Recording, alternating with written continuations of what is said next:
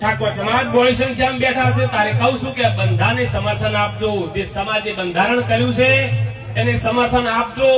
અને જો કોઈને તોડવાની તાકાત હોય તો તોડી બતાવો. 1 કિલો હોનું લઈ નીચે તમે હુરસરતું નહીં લાવો કે તોડવું હોય તોડી નાખો. તમારે તોડવું હોય તો 1 કિલો હોનું લાવો, 5 કિલો સોજી લાવો. ડીઝે લાઈન શું તોડો છો તમે? જબરા હોય ને તો 1 કિલો હોનું લાવો, 5 કિલો સોજી લાવો અને તોડો.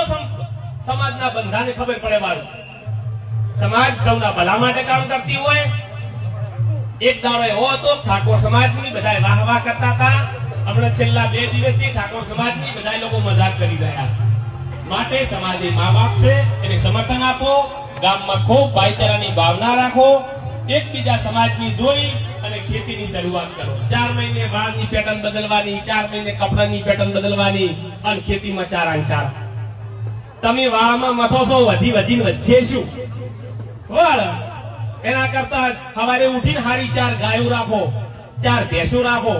આજના યુવાનોને કહું છું પૈસા વગર કોઈ ઓળખે એમ નહીં. પૈસા ખુદા નહીં है मगर वो खुदा से कम भी नहीं है.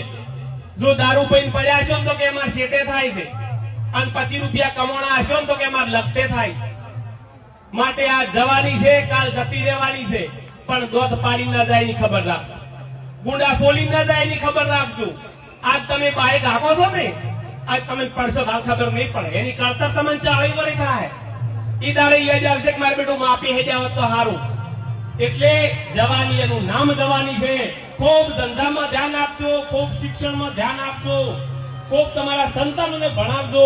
તમારા સપના પૂરા ના થતો ચાલશે પણ સાહેબ તમારા મા બાપના સપના પૂરા કરજો. તમારા ધર્મપત્નીના સપના પૂરા કરજો. તમારા પરિવારના સપના પૂરા કરજો. અને ગર્વથી કહેવાનું ગમે તે કામ કરો તો મારો બાપ કોણ છે સાહેબ. ખૂબ તમારા મા બાપને